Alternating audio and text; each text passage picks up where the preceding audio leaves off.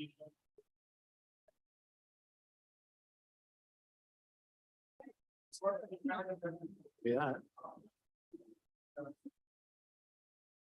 So this is a historic moment, ladies and gentlemen, an official legislative council. Oh, that's good. Well, I was gonna say, there's 4 or 5 years, so it's that's not a problem. It's really not an issue. But you know, guys,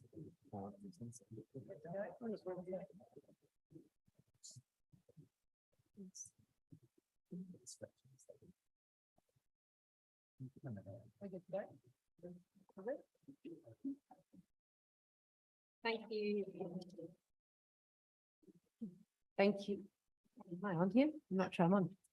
Thank you to everyone who's joined us. And welcome to the ordinary meeting of council for this Wednesday, 29 of March, 2023. I begin by opening with an acknowledgement of the traditional owners, and I acknowledge their connection to land, water, sea and sky.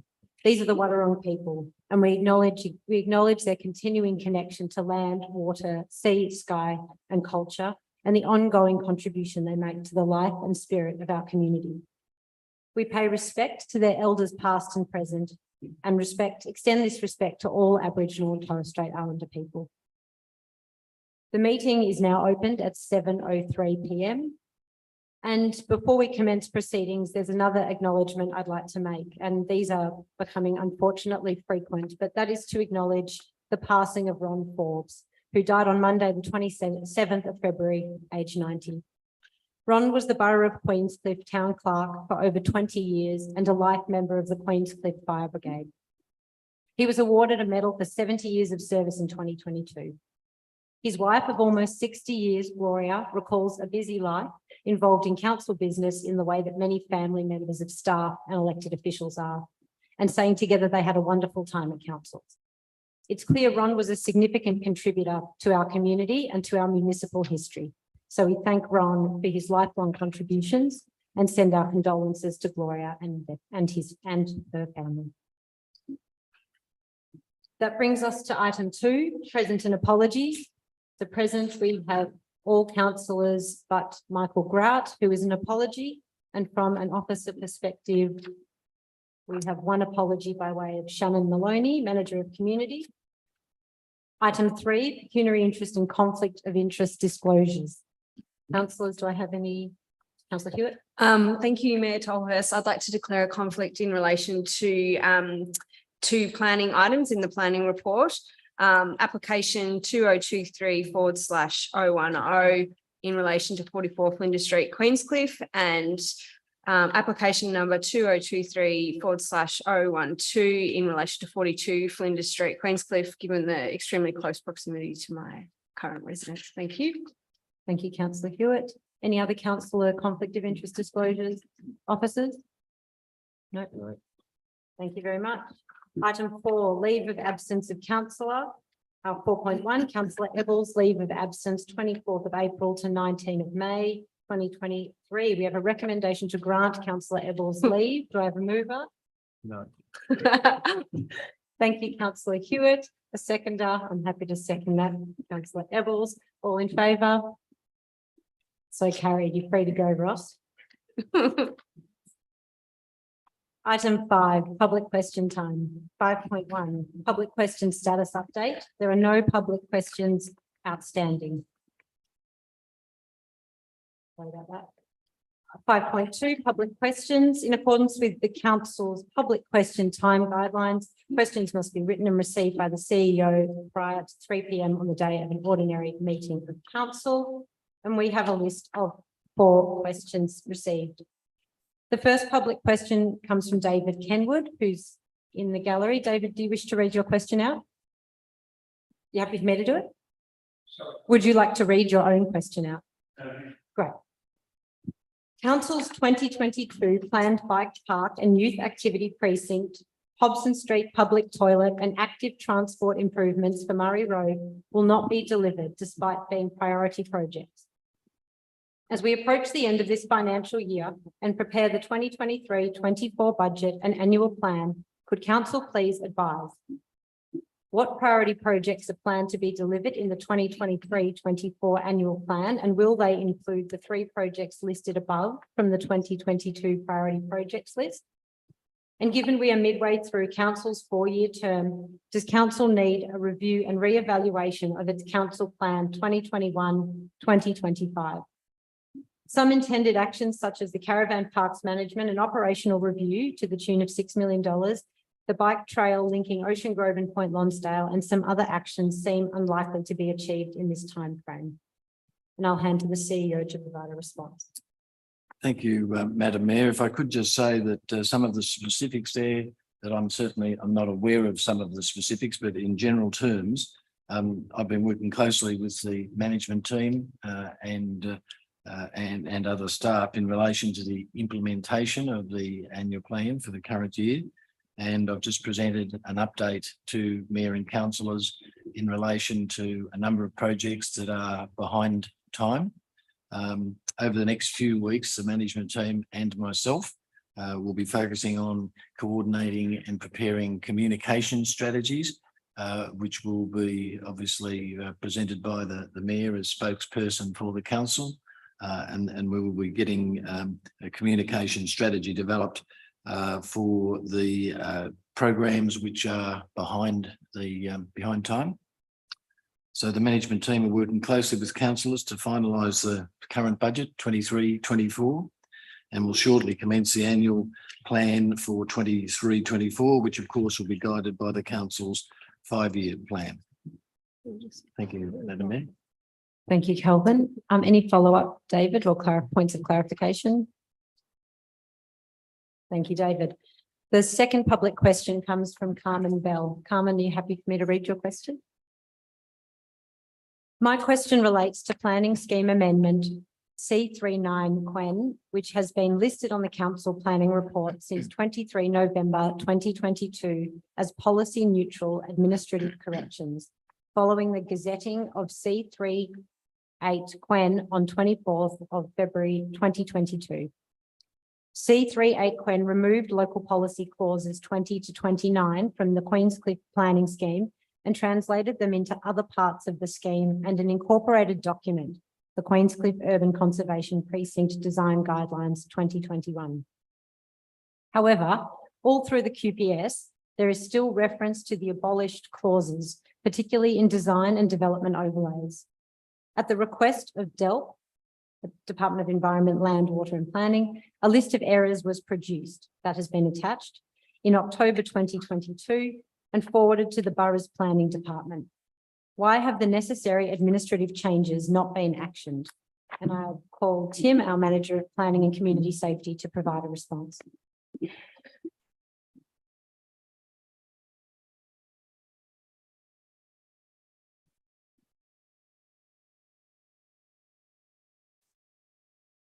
The identified errors do not affect the function of the Queenscliff planning scheme. Council's planning resources, and more specifically, the strategic planner, has most recently been directed to the delivery of the Fisherman's Flat, Heritage Review, and the Coastal Marine and Management Plan. And as such, a planning scheme amendment to address the administrative changes will be undertaken at the conclusion of these projects. Thank you, Tim. Carmen, did you want to clarify anything?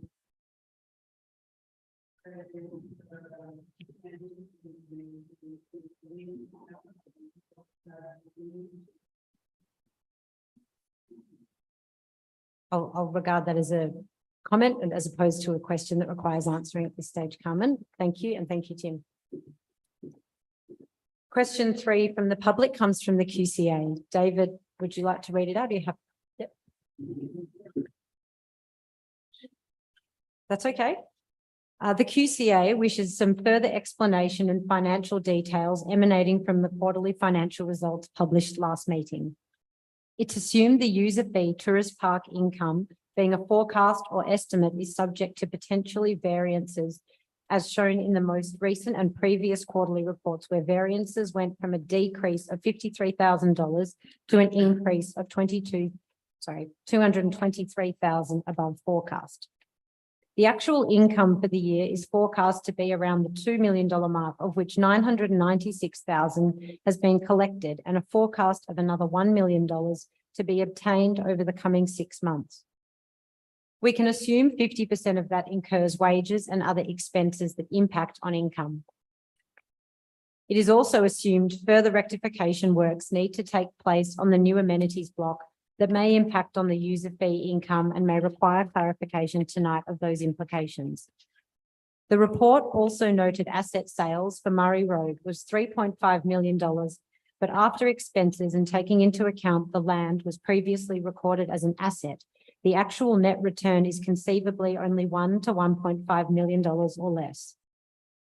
In light of the above, the QCA asks, is it possible to, 1, have published more detailed actual cash reports, income and expenses from the individual tourist parks, given the importance to financial results, and provide a better understanding of such variances noted above.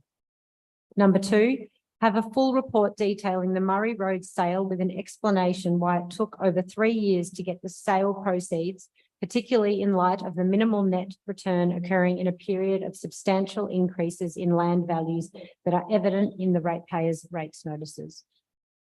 I'll invite the Manager for Finance and Corporate Services, Gihan, to respond.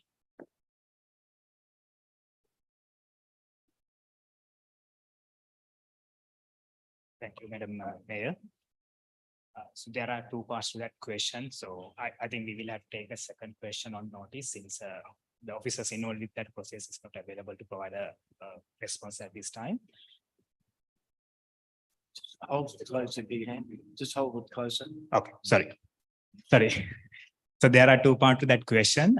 We will have to take the second part on notice because officers involved with that process is not available to provide a response at this point of time. In relation to the first question, yes, we can separately identify income from each park. However, our current operating model of our tourist park are not designed to capture operating expenses separately. As an example, the staff resources are not allocated to each park separately. So first, council has to make a decision after a detailed cost-benefit analysis whether we need to change our operating model to capture operating expenses separately for each park for us to provide that level of financial analysis. Thank you. David, did you wish to follow up or get any clarification on that answer?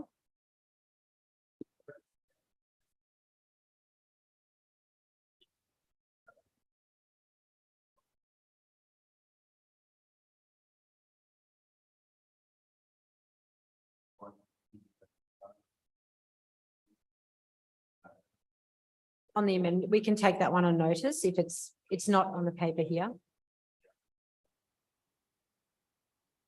Yeah, so that one will be taken on notice, given that the first, as I understand, the first question has been answered as per the public questions guidelines.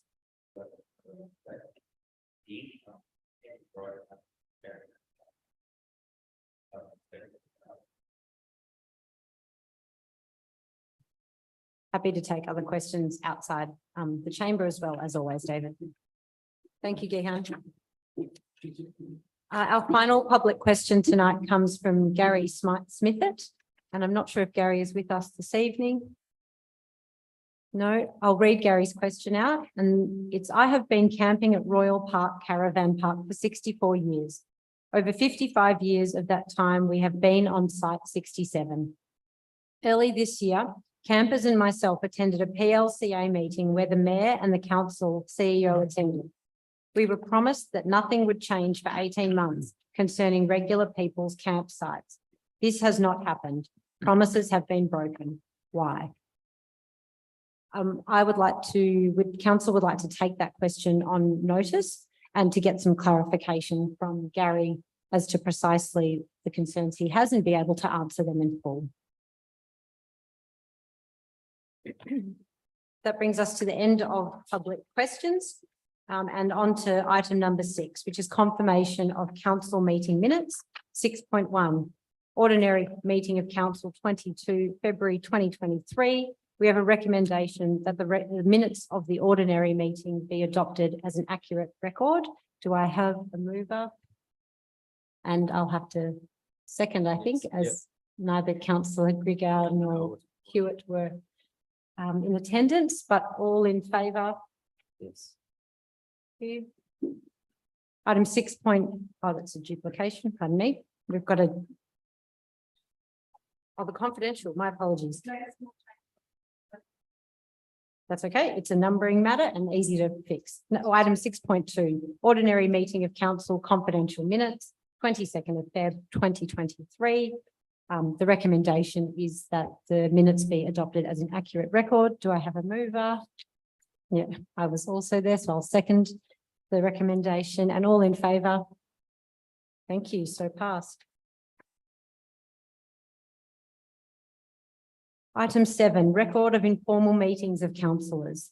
We have a recommendation before us that the list of informal meetings is inaccurate and as presented in adjunct to item 7 be noted. Do I have a mover?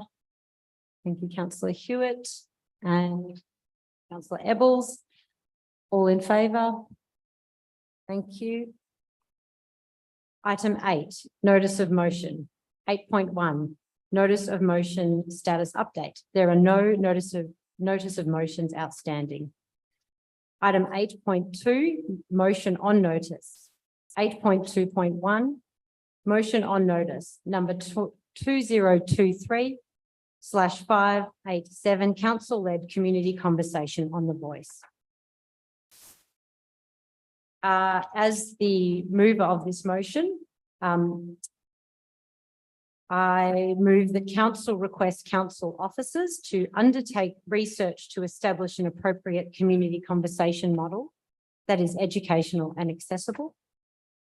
2, to collaborate with the Wadawurrung Traditional Owners Aboriginal Corporation to ensure that the proposed event is culturally safe.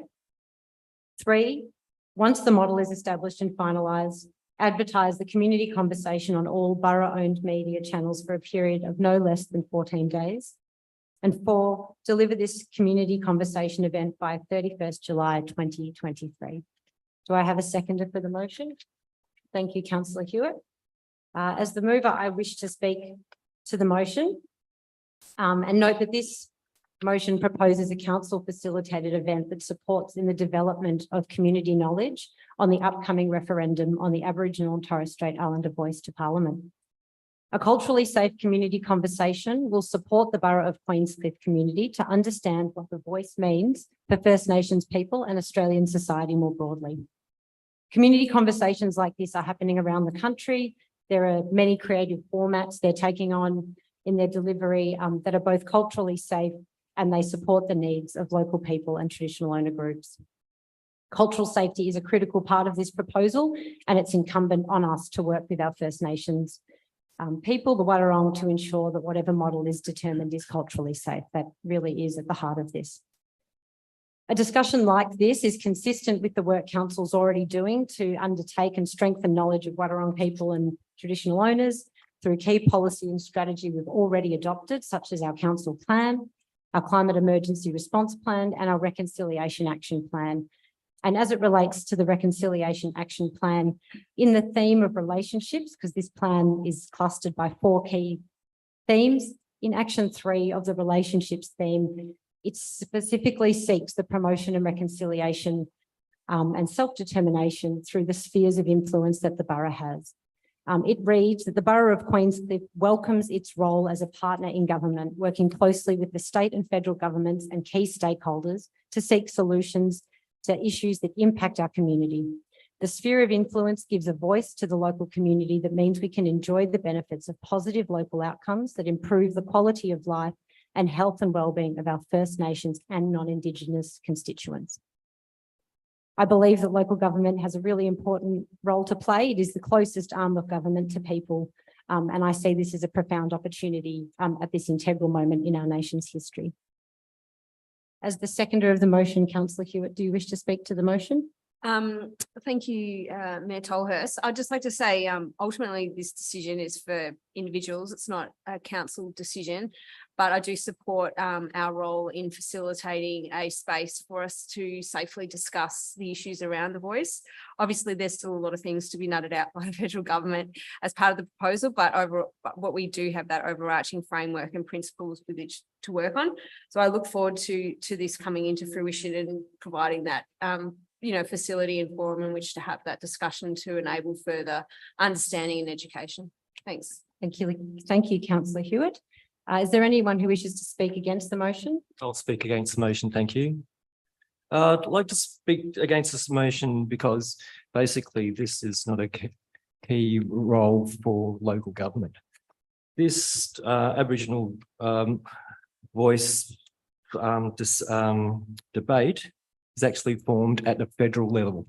We should be sticking to our lane and stick to our knitting. We've got more important things to deliver than sort of a debate that is actually brought on by the federal government. We're the third arm of a government that looks after delivery of services to the ratepayers. So, as the smallest council in the borough, we actually are very late in delivering our services. Like with the question given tonight by David Kenwood. So we really should be concentrating on our service deliveries and not divert and give distractions to the council officers, because due to the meeting today, we find out in the next 3 months, we actually have to implement the ICT plan for the council officers. And this will just be another distraction that we can't be able to deliver the important roles of that's actually going through this year in the annual plan.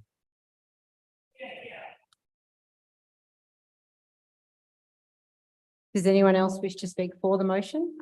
Yes, thank you, Mayor Tolhurst, and thank you for your notice on motion. And I think what's really important, that this is a very important decision which is going to be made by everyone in the country. And I referred to Councillor Grigau's statement of us being the third tier of government, but we're also, because we're the third tier of government, we're also the closest tier of government to our local community. And I think it's really important that our community has all the information that they can get to make an informed decision, whether that's for or against the referendum. That's obviously up to the individual, but I think there's an opportunity for us to make sure that our residents have all the information they require. And also we know we're the oldest community in the country, so sometimes some of our elderly residents would find it difficult to actually get to some of these other meetings that are going to be happening in our neighbouring councils. And I think it's important to note that what this motion isn't, and it's not about council having a position in regard to the referendum. This is about our community getting all the information they can get to make an informed decision. Thank you, Councillor. Thank you, Councillor. I'd like to actually have a rebuttal against that speech from Councillor. Really need to understand that the education process on this debate, it ultimately changes our constitution, is held by the federal government. They should be paying for this. We should not be diverting our resources and our time for something which is a federal matter. Of course, we want to do everything beneficial and to the benefit of the Aboriginal people in Australia, but it's not a concern for us to deliver this message. It's the federal government that should be delivering this. They should be paying for it. And they should be organising it, not local government.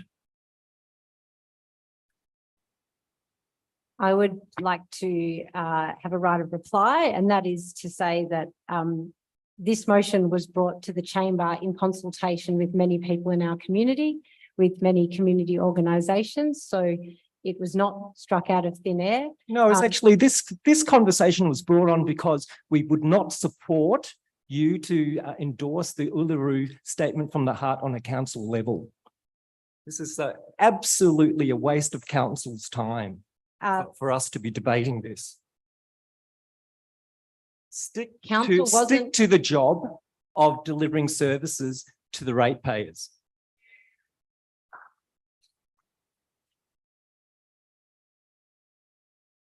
Council wasn't ready to adopt the Uluru Statement from the Heart in full.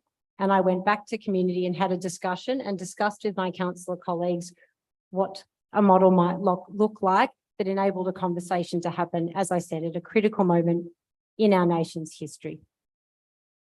Like, I'm going to draw the debate to a close and I'm going to put this motion to a vote. So all in favour? All opposed? call the division. All in favour of the motion? We have councillor Ebbels in favour, councillor Tolhurst in favour, councillor Hewitt in favour, and all opposed. Councillor Grigau is opposed.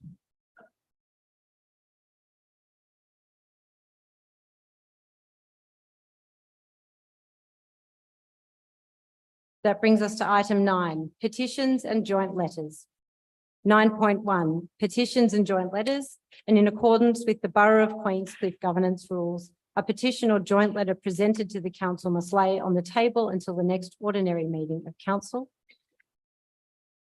2 petitions are before us tonight that have laid on the table for a month since the last ordinary meeting, and that brings us to item 9.1.1, the Springs Beach car park at Point Lonsdale. So I'll invite our Manager of Environment and Infrastructure, Stu Hanson, to present on this item.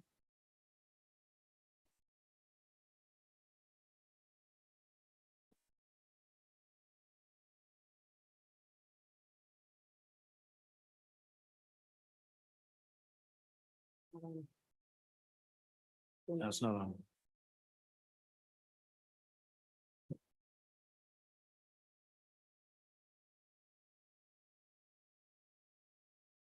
Councillors, there we go. I'll take the report or the item in the report as read, but just to summarise, at the council meeting on 22nd of February 2023, council received a petition regarding accessibility at the Springs Beach car park in Point Lonsdale. The petition was signed by 214 people. Following the receipt of the petition on 14th of December, officers conducted a meeting with the Department of Energy, Environment and Climate Action, DECA, on the 20th of January to discuss the management of the state government's seawall asset. So within the report, we've listed all the items noted within the petition, and we've provided a short summary around the status of those. I'll run through those quickly. The first item was install a second rail on the staircase from the pathway abutting the car park to the beach. In discussions with DECA, they're supportive in principle. We'll be required to submit a permit applying to install that rail. We'll fund that within the operational budget of next financial year and have that installed. The second item, replace the decaying ramp from the pathway abutting the car park to the beach. We've had a discussion with DECA around that. We'll formally communicate the petition's request for consideration of accessible ramp at this location. We meet again with DECA on the 19th of April to further that discussion. Item 3, remove 5 rocks at the base of the beach stairs. Council's maintenance contractors have removed the rocks that have been able to move manually. We've inspected that, and at the time of inspection, again, it's been accessible, but we need to note that that changes with sand levels rising and falling, and further maintenance of the rock revetment wall is a conversation in the broader issue of the revetment wall ownership and maintenance responsibilities by DECA. Create 2 additional disability car spaces near the staircase. Council's reviewed this and essentially will be implementing an additional disabled disability car park in the area to increase the ratio to a reasonable service level. Item 5, install a life-saving buoy with a solar light near the stairs. Installation of the life-saving buoy isn't considered appropriate at this location. Council supports safe access to beaches through its support of the Life-Saving Club and their provision of flagged swimming beaches. Council will undertake a review of the existing hazard warning signs to ensure that swimmers are aware of the specific risks. And in a similar theme, the lighting at the beach isn't supported by council because council doesn't support or encourage swimming at this location outside of daylight hours. Item 6, install a sign with emergency marker, location code and telephone numbers for the Queenscliff Coast Guard and 000 emergency services. An emergency marker exists on site currently. Officers will review the location to make sure it's placed appropriately and can be seen when it's needed. Item 7, install an anti-slip surface on each of the stairs. Officers have reviewed methods of providing an anti-slip surface and haven't found a product suitable that can withstand the environment that these steps are in. The reviewed potential solutions have been deemed inappropriate and actually may cause a further hazard rather than reducing risk of slip. So with that, there's a recommendation there to cancel. Note the position received with a total of 14 signatures regarding safety and accessibility at the Springs Beach car park in Point Lonsdale. Secondly, notes officers' responses to each element of the petition, including the advice from the Department of Energy, Environment and Climate Action to install a second handrail on the Springs Beach access stairs. B, the advice from the Department of Energy, Environment and Climate Action be noted in relation to replacing the decaying ramp. C, the commitment to communicate with the Department of Energy, Environment and Climate Action the petition's request to replace the existing ramp. D, action undertaken to move rocks at the base of the Springs Beach stairs. E, the commitment to create one additional disability car parking space within the Springs Beach car park. And 3, request the CEO to write to the authors of the petition regarding the outcome. Thank you. Thanks very much, Stuart. With the recommendation before us, do I have a mover for the motion? Thank you, Councillor Hewitt, and someone to second, Councillor Ebbels. Can we write reply as members of that community? Unfortunately not, but we'd be happy to table a discussion outside the meeting with the mayor and councillors and to address any.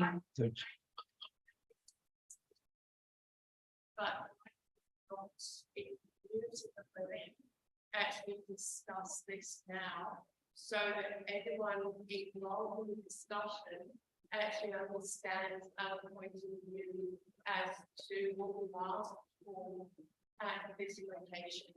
There are protocols that govern our meeting. There are governance rules. Yeah. But so and those protocols don't include us as members of the community who would like to actually put our views to you and be heard as a whole. we'd be very. But those protocols don't include us as a whole who would actually like to put some point of view to your councillor who's just told us what can and what can be done in that location, which we use every single day of the year.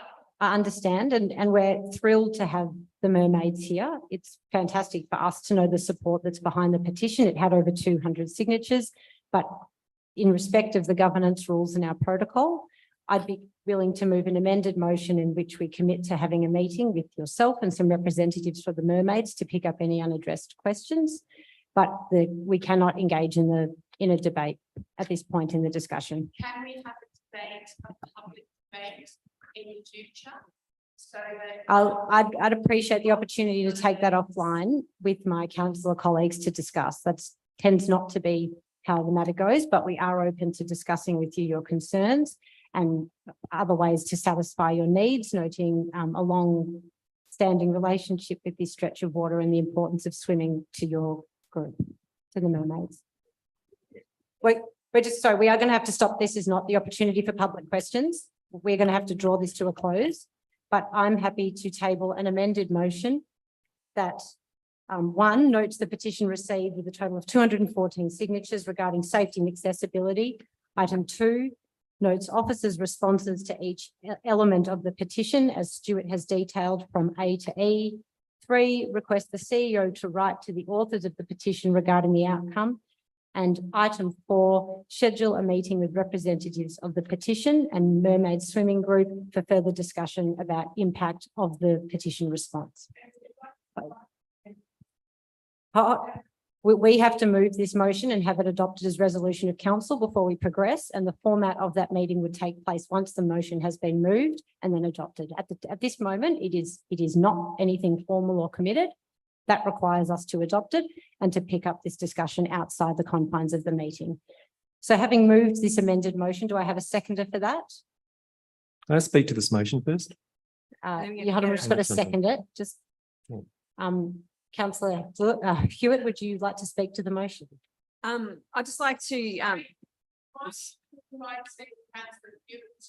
Because the protocol is someone. Because, excuse me, may I explain how the rules of the meeting go? That is that someone moves a motion, then a motion is seconded. That's how it's put on the table for discussion with the councillors. The mover may then speak to the motion. The seconder may then speak to the motion. Then the discussion is opened up to the rest of the councillors who in sequence wish to speak for or against the motion. This is part of the protocol. It's very important we respect that. This is our discussion of a place in forum in which we debate ideas, and we will get a chance for everyone to be heard. Councillor Hewitt. Thank you. Thank you for the petition. This is remedying the issue in Springs Beach is really important. I swim there sometimes too, so I can see the issues, and obviously different issues for different people, but I understand that there was a real need to respond to this really quickly, and so I'd like to thank officers for responding to it really quickly. Obviously, there's still pertaining questions and issues that need to be discussed. So I look forward to continuing the discussion in what will be hopefully a scheduled meeting should this motion get up, and we continue to explore ways to make this as safe and as good as possible spot for everyone to enjoy and swim. Thank you. Thank you, Councillor Hewitt. Councillor Grigor, you wish to speak against the motion? No, I'm not speaking against, I'm speaking to the motion. I say, just wow, what does it take to actually get, to listen to the voice of our community, for the council to actually listen what's needed to be provided for our community. Why does it need to take a petition to actually deliver the services that actually are required for our community? So it's, this is the thing I'm actually going on about, that we need to, first and foremost deliver for our community, not go off and go and be virtual signal and do things and want to play like inner city Melbourne councils. We are a rural country, seaside town. This is an important thing. It shouldn't have been done. It doesn't need to have a petition written to be able to go and call that these facilities are up to scratch for our community. I think we should have been done a long time ago, and it shouldn't need to be asked to be done.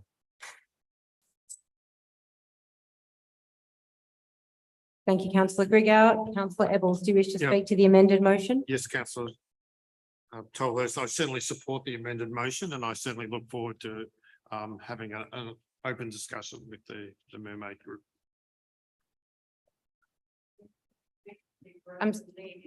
We do understand the premise on which the petition was lodged, and council was made aware of the injury and We are deeply concerned by that and have referred it to the appropriate agencies. We must stop the interjecting and the questions. This is not the forum in which to do it. There is an opportunity for public questions. Sorry, but this is the forum to do it. This is our only forum for us to get. But there are protocols and guidelines that inform how we engage with one another. We are. This is. We understand. I understand. And we have moved an amended motion to recognise. But we have taken the time out to come and interact with you and try and put our point over to you. We have heard, and I have moved an amended motion that will soon be put to the vote. If the interruption continues, I will have to eject you from the gallery. I apologize. Thank you very much. Thank you. I will now put the amended motion to the vote. All in favour? Thank you. Carried unanimously.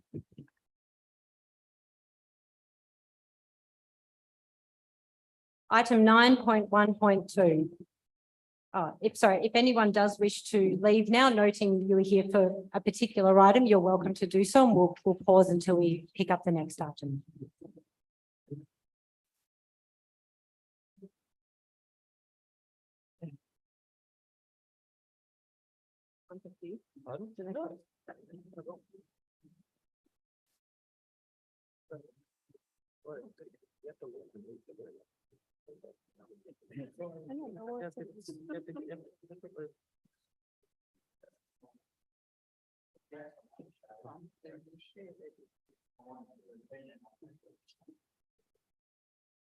Thank you all for coming. We appreciate it. Thank you.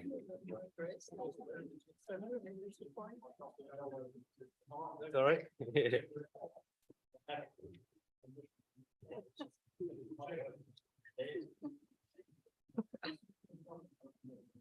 Thank you. We'll now continue with tonight's agenda. So item 9.1.2, it's another petition, Royal Park 2023-24 bookings.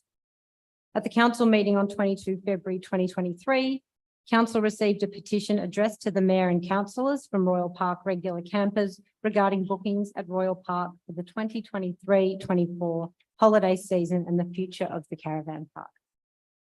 We have a briefing here or some additional details, but there is a recommendation before us that council, one, note the petition received with a total of 96 signatures regarding bookings at Royal Park for the 2023-24 holiday season. Two, notes that bookings for the 2023-24 season at Royal Park have opened for regular Royal Park campers. Item 3, or point 3, notes that regular campers of Royal Park will be communicated with regarding any significant changes to current packages and booking procedures. And 4, request the CEO write to the authors of the petition regarding the outcome. Do I have a mover for the motion? Thank you, Councillor Ebbels. Councillor Grigau will second the motion. Councillor Ebbels, do you wish to speak to the motion? I do wish to speak to the motion and like to thank the people who signed the petition on behalf of the Royal Park campers. And unfortunately, our General Manager of Community is not here tonight, but I believe that as mentioned here, that the bookings for the 2023-24 season have opened, and I believe that they've been open to their regular campers before they'll be open to any, if there's any sites left, then they'll be going to the general community. So at this stage, the regular campers will have first dibs on the next season camping spots. Thank you, Mayor Tolhurst. Thank you, Councillor Ebbels. Councillor Grigau, do you wish to speak to the motion? No. No. Does anyone else, or Councillor Hewitt, do you wish to speak to the motion? No. With that, I'll put this to the vote. So all in favour? So passed. Thank you. Item 10, the functions attended. So council was represented at a big long list of meetings and functions between 17th of Feb and the 23rd of March. The recommendation here is that the functions list be received and noted. Do I have a mover? Thank you, Councillor Hewitt. I'm happy to second that motion. All in favour of the motion? Thank you. So passed. Item 11, Chief Executive Officer. 11.1, Acting Chief Executive Officer report for March 2023. And with this, I'll hand over to Kelvin Spiller. Thanks very much, Madam Mayor. The report provides quite a bit of detail in relation to a number of topics, but I'll just briefly summarise. Of course, the first one is the sale of council-owned land, Mary Road, and that was sold on the 24th of February. And the proceeds from this sale will be directed to either investing in projects to generate additional revenue streams or investing in projects to reduce operating expenses. The second item relates to the Climate Emergency Response Plan, and there are a number of projects that continue to be implemented, such as the development of a reconciliation action plan. Also, Council supported the Queenscliff Climate Action Now, QCAN as it's known as, through the Memorandum of Understanding and the provision of funding in promoting their community rooftop solar battery and heat pump rollout in 2023. The project is being facilitated by QCAN, not Council. Also, the Council is in the process of having a number of electric vehicle chargers for the community being installed in front of the council offices. And we're actively participating in the development of the Barwon Southwest Climate Alliance. And Madam Mayor, the next item you've covered at the start of the meeting, which was in relation to the passing of Ron Forbes, former town clerk. And just noting that I did know Mr. Forbes for many years, and I was certainly pleased to be able to be here as acting CEO and then represent the council formally at his funeral. I attended also over the last month the International Women's Day breakfast, and that was coordinated by the Committee for Geelong. Can I just say that Karina Eccles was presented with the Committee for Geelong's Frank Costa Leadership Award, and there was a standing ovation from about approximately 300 people that were in attendance. So the award was certainly well deserved, and it was pleasing to see that Karina was a recipient of it. Staff updates. We have, of course, Matt Gibbs, who's with us here tonight. Hi, Matt. Matt's in his last couple of days here with the council. He's been here for about 4 years. And at a personal level, I've already thanked Matt for his work, but more publicly, Matt, thank you very much for the work that you've done for council. And the current engagement, community engagement program, we've had engagement in relation to the Fisherman's Flat Heritage Review, the Coastal and Marine Management Plan. And I'll leave it at that, Madam Mayor. And the recommendation is that Council receives the report in detail, of course, which is in the agenda. Thank you. Thank you very much, Kelvin. I'm happy to move the recommendation. Do I have a seconder for that? Thank you, Councillor Hewitt. I'd just like to thank you for the comprehensive report, Kelvin. This is your first meeting, and it's certainly been a busy time since you've arrived, and it's difficult context in which to step into a role when a CEO is rendered ill suddenly. So we really appreciate your support and to helping warm the seat, so to speak, but also apply your many, many years of experience to our borough. I'd also like to acknowledge Matt and wish him well for his new endeavours. I know you'll do a great job, and the NDIS is really lucky to have you. Councillor Hewitt, do you wish to speak to the motion? I was just about to say exactly the same thing. All the best to Matt in his new role. Thank you for all your time and care that you've given to the borough. And I'd like to say thank you, Kelvin, stepping in so quickly, and all the care that you've given to the borough, and all the advice and support that it's been tremendous, and we really appreciate it. Thank you. It's been a pleasure being here. Thank you. Councillor Eccles or Grigard, do you wish to speak to this motion? Yes, thank you. I'd like to thank Matt again for his work, and sort of unfortunately, I'm sorry to lose you, but I think you won't be moving out of the borough. Good, excellent. Right, so won't lose our sort of the youth numbers down. We have to keep them up. But I'd also like to thank Kelvin for his report, but I'd like to question the climate emergency response plan regarding the solar battery heat pump rollout. Quite happy to take this on notice, but could we find out this year's rollout for the bulk buy? Is the community actually getting the best value on offer? You know, considering that QCan will be getting $100 from each purchase stated by their promotional material, and council will be receiving free panels. So is it Sorry, councillor Goodyear, can you clarify the question? can we find it? Can we confirm that the community will be getting the best offer for a plan of solar batteries purchased, some solar panels purchased and batteries on offer? Thank you for the question, councillor Gregoire. Obviously, I don't have that information off the top, but we'll certainly have a look at that for you and come back to you. Thank you. Councillor Eccles, do you have any questions or wish to comment? Just a comment, and I've already passed on my thanks to Matt, and as the mayor stated, NDIS is lucky to have you, Matt. And I think just to follow on from councillor Gregoire, it's just important, obviously, we all know there's so many different options of batteries and solar panels and heat pumps that we just need to make sure we're comparing apples with apples. Thank you. Thank you, councillor Eccles. With that, I'll put this recommendation that we adopt or note the CEO's report to the vote. So all in favour? Thank you. Passed unanimously. Item 12, health and wellbeing. There are no reports to consider.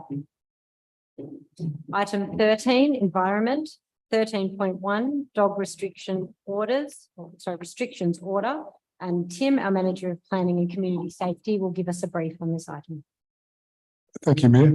I take the report as read, as the recommendation to council was that you adopt the amended dog order in Appendix 1 and give notice in the next Government Gazette and advertise in local media. I'd just like to add or reinforce one point, and it's on page 21 of the report. And council officers have listened to the feedback received on improvements that can be made for the future community engagement concerning dog restrictions. It should also be reinforced that no predetermination or decisions have been made by council about any possible changes to dog restrictions on beaches prior to the survey being conducted, evident by the fact the recommendation is to strengthen the current summer dog restrictions on beaches. Happy to take any questions. Thank you, Tim. Do I have a mover for the recommendation? Councillor Hewitt. Seconder, Yeah, and I'd councillor. like to ask a question. Councillor Eccles. No worries. I'll put the offer to our mover first. No, councillor Hewitt. Councillor Eccles, the floor is yours. Thank you, Tim. My question is just in regards to the Parks Victoria. You know, obviously, they've come in halfway through the process and told us what their thoughts are. I'm just aware that Parks Victoria also have indicated that the, I guess you probably call it the rock pool area and the area actually out to sea of at low tide where all the rock pools are, they've indicated that that's actually a no-go zone for dogs at all. And I'm just probably after some clarification, which can be after this meeting, but do we as a council have any jurisdiction over that area to enforce that? Or should we be enforcing that? Or is it because it's a Parks Victoria declaration, is it solely up to them? So in terms of the rock pool question, I might need to take that on notice to get further advice from Parks Victoria. But in relation to the Marine National Park, in terms of their regulations, it's from the water mark to the high tide mark. So that's their area of concern where they enforce dog restrictions. Obviously, we have the beach as well. But in terms of if there's some discrepancy or a lack of enforcement re the rock pools, then I'm happy to take that question on notice and come back to you. Thank you. Thank you, Mayor. Thank you, councillor Eccles. Does anyone else wish to speak? Yes, to- I'm just the query is actually how we it's regarding the Point Lonsdale headlands. So that will include if you say the definition of headlands would also include the dunes. Would it not? So the question is, Yes, so would it like, what was the definition of the headlands? Because the, regarding, Parks Victoria, the wordings proposed policies welcome fruit. The, Parks Victoria is actually saying there's no dogs permitted actually at Point Lonsdale headlands. No, that's not ambiguous. So are we sure it's just the rocklands or the rock pools, or that also includes the dunes where the crumbling embattlements are? So I'll take that question in conjunction to Councillor Ebel's question, probably come back to you on both of that. In terms of the what was put to the community on this, it was around looking at the summer beach dog restrictions in relation to specifically the beach area. So we're talking about from the water mark to the high tide mark. So that was really what the survey was about. But in terms of the questions asked by Councillor Gregow and Ebels, I'm happy to do some further research and come back to you on that. thank you, Tim. I wish, pardon me, I speak in support of this motion. I think it's a good result that the restrictions are being consolidated and streamlined and brought in sync with other agencies that manage areas of our coast. I think that's really important and a good way to work, particularly such a key land manager as Parks Vic and a key agency we work with on a number of matters. But I do note that while council approved the community consultation, the timing of this communications plan could have been improved to avoid the perception that council had taken a position on the matter. I think there are some really important lessons to be learned from this work to ensure that our approach to these issues cover the breadth of them. As we know, the dog beach issue covered more than just leads and dogs dog owners, but impacted community safety. It had environmental impacts and did ultimately, which came to fruition, require conversations and engagement with a number of other land managers. So can I, for is it possible for me to make an amendment to the motion to actually say we can actually defer this to properly consider this new consideration of the total ban of dogs requirement on the headlands of Point Lonsdale? It would be a pity to actually pass a motion and have to amend it a month later when we've got sort of information that's still not being considered. Is there a seconder for Councillor Gregow's motion? No, for want of a seconder, the motion lapses. So it reverts. I'll put to the vote the original motion, which is the recommendation before us. So all in favour of adopting the change. Motion passed. Thank you. Thank you, Tim.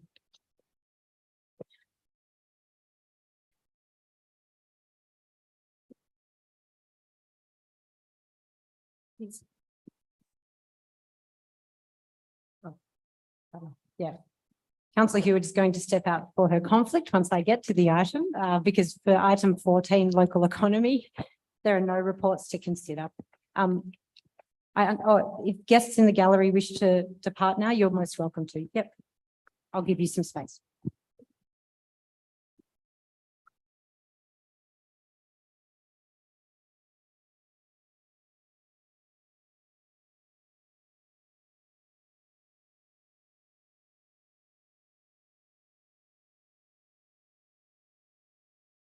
Thank you. That brings us to item 15, heritage planning and infrastructure. Item 15.1, planning permit activity report. And Tim, we're with you again to talk about the planning report. Thank you, Mayor. I'll take the report as read as per the recommendation. It received the planning activity report for the month of March. The only comment I'll just add is that I just want to make it clear in the executive summary that this permit activity report is valid as of the 20th of March 2023, and so far as that's when it's provided through to the CEO and then to councillors. So given that the planning scheme is a live process, there will be items planning permit items on the table here that move through the process. So it's just in relation to, I think, a question last month in terms of stuff moves along. So just to clarify that point. Thank you very much for the clarification. I'm happy to move the recommendation that the planning permit report be received. Do I have a seconder for that motion? Councillor Ebbels, are there any questions or comments for Tim? Please, Councillor Grigor? regarding application number 2021/018, that's the at 134 Hesse Street, Queenscliff, which is the Telstra Tower. Have there been any regulatory changes regarding the approval process for the Telstra Tower? Yes, they have, Councillor Gregor. Your councillors were briefed not too long ago in terms of the state has made, I guess you'd say, an exemption there where they've become the regulatory authority. So they've taken over, they've removed that from the planning scheme as such. When will the public be informed of this change? I would have to go back and check on the notes of what the action was from the briefing when we last met on that, Councillor Gregor. So I'll follow up on that one. Thank you. Councillor Ebbels, any questions on the report? Yes, thank you. Thanks, Tim. Just following up, I noticed on 5 Beach Street that the application is for review, has been lodged by the applicant. I know that I understand that council has been advised, but I do believe, I know that you've responded to a local question recently in regard to when the people who objected to it, when would they be notified also? Because I believe they haven't as yet. Yes. So between the 4th of April, we need to advise those objectors, and then they'll have until approximately about the 23rd or 20th of April to provide feedback to council. Sorry, do we? We'll we do provide that. that. Our planning team will provide that information to the objectors. I think we had a question from QCA around that responded to during the week. Thank you. Thank you, Tim. If there are no further questions, I'll put the receipt of this planning activity report to the vote. So all in favour? Thank you. The motion is carried. And at this point, if we could invite Councillor Hewitt back into the room, that would be wonderful. And if there was anyone in the gallery who wished to leave following the planning items, you are welcome to do so.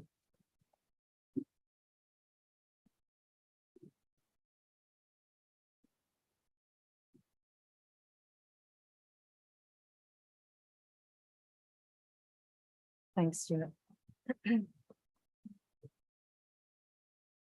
That brings us to item 16, governance and finance. 16.1, second quarter report for the annual plan 2022-23.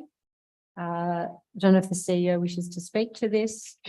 This item was deferred from our meeting last month, pardon me, but is now back on the table for adoption. So the recommendation before us is to note the quarterly report for the period of 1 October to 31 December 2022.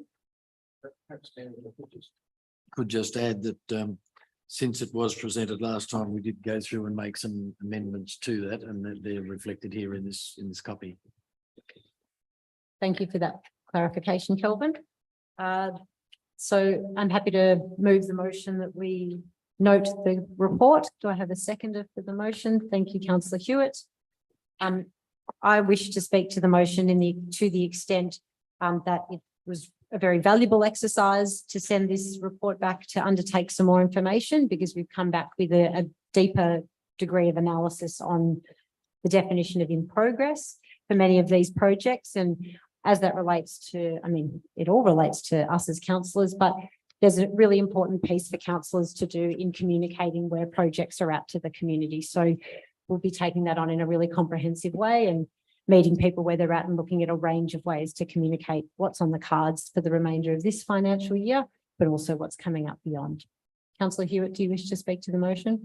Yeah, I'd just like to say that I think the analysis of where we're at based on where we thought we would be at is a really important component of reflection throughout a process, but also as we come up into the new budget process, so we can try and be realistic about what we are able to achieve. Obviously, there are things that spring up that you can't forecast. They're going to form part of your workflow, you know, when you set the annual plan or set the budget. So obviously there are things that change, things that are dependent on grant funds, things that are dependent on third parties like agencies. And I think we've just got to be flexible, but also try and be realistic, particularly as we come up to the new budget cycle. So thank you for the work that you've done as officers in doing and trying to progress these items, but also in preparing the reports is really valuable for us as councillors. Thank you.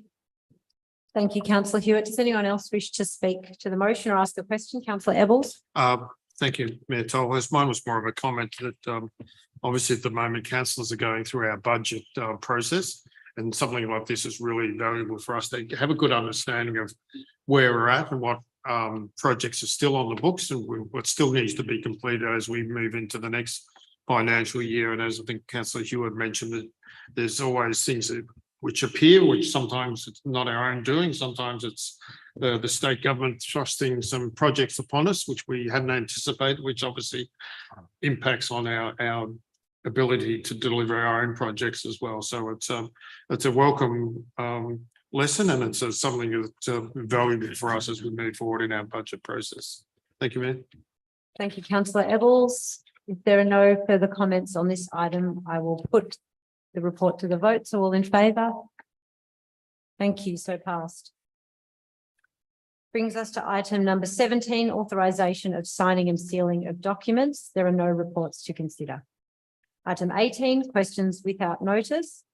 18.1, questions without notice status update. So at the ordinary meeting of council on the 22nd of Feb, one question without notice was taken on notice and the response is provided in adjunct to 18.1. Item 18.2, questions without notice. Councillors, are there any questions without notice? No. No. Item 19, list of council meetings. We have two before us, a planning review meeting if required on Wednesday, the 12th of April, I think April, because we're in March, and a council meeting on Wednesday, the 26th of April, 2023. That brings us to in the confidential section. We're about to get there. Okay. Item 20, closed session of meeting. So the time is 8:09 and the recommendation before us is that in accordance with section 66(1) and 66(2)(a) of the Local Government Act 2020, the meeting be closed to members of the public for consideration of the following confidential items. 20.1 Community Service Awards 2023. Mayor, I'd like to, in relation to this recommendation, I would like to move that we add two confidential items just in subject to what I will be proposing that we move as urgent business as part of the confidential section. So 20.2 is an extension to the acting CEO's contract of employment, and 20.3 is legal advice. 20.3 is legal advice. Do you need to? Thank you. Do we have a seconder for Fleur's additional item? Pardon me, Councillor Hewitt's additional items. Councillor Grigor, thank you. All in favour of adding two items to the confidential agenda? Thank you. So moved. And with that, we'll invite members of the public to step out for our confidential items. Thank you for joining us. Thank you.